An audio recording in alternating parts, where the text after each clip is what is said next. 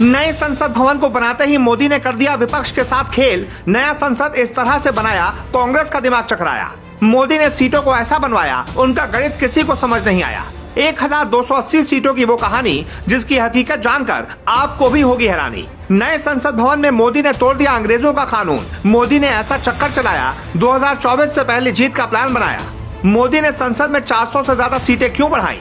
क्या होने वाला है कोई बड़ा ऐलान? मोदी ने नए संसद में बनाया ऐसा मोर जो पूरी दुनिया में करेगा भारत का शोर। इस वक्त नया संसद भवन चर्चा का विषय बना हुआ है। संसद भवन की बनावट, उसकी सिक्योरिटी, उसकी बनावट, लेकिन इन सबसे अलग जिस बात की चर्चा सबसे ज्यादा हो रही है वो है मोदी की चाल। जी, संसद भवन को बनाते वक्त मोदी ने एक ऐसी चाल चली जिससे पूरा विपक्ष सहमा हुआ है। हर तरफ ये चर्चा हो रही है कि आखिर मोदी ने ये इतना बड़ा फैसला क्यों लिया और इस फैसले के पीछे मोदी का क्या प्लान है।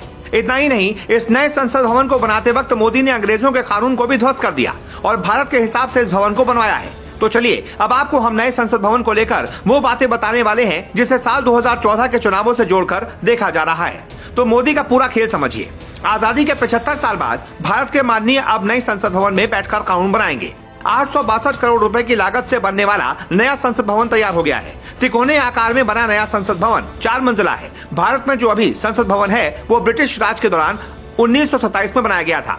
18 जनवरी 1927 को तत्कालीन वायसरॉय लॉर्ड इरविन ने इसका उद्घाटन किया था। उस समय इसे हाउस ऑफ पार्लियामेंट कहा गया था। पुराने संसद भवन का डिजाइन उस दौर के मशहूर ब्रिटिश वास्तुकार एडविन के लुटियर और हर्बर्ट बेकर ने तैयार किया था।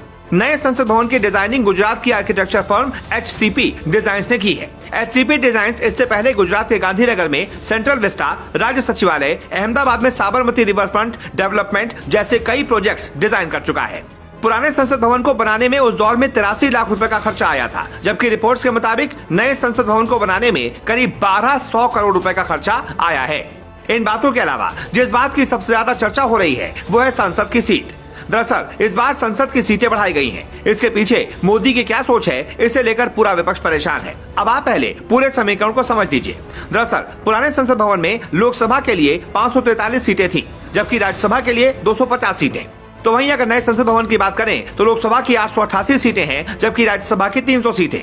मतलब दोनों भवनों में सीटों की संख्या में 350 से ज्यादा सीटों का अंतर है। इन सीटों के बढ़ने के बाद कुछ सवाल खड़े हो रहे हैं कि क्या भारत में लोकसभा सीटों की संख्या तय करने के लिए नया परिसीमन होगा?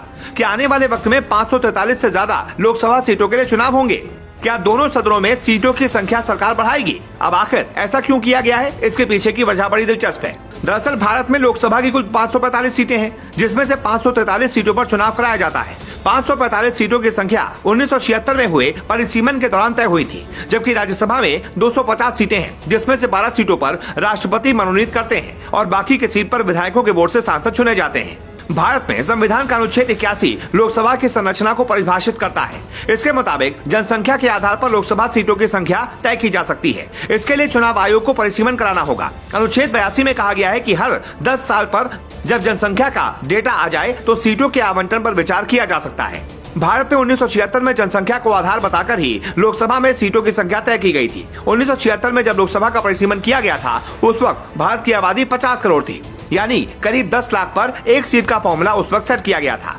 वहीं भारत की वर्तमान आबादी करीब 142 करोड़ है, यानी कि 1976 के हिसाब से लगभग 3 गुना।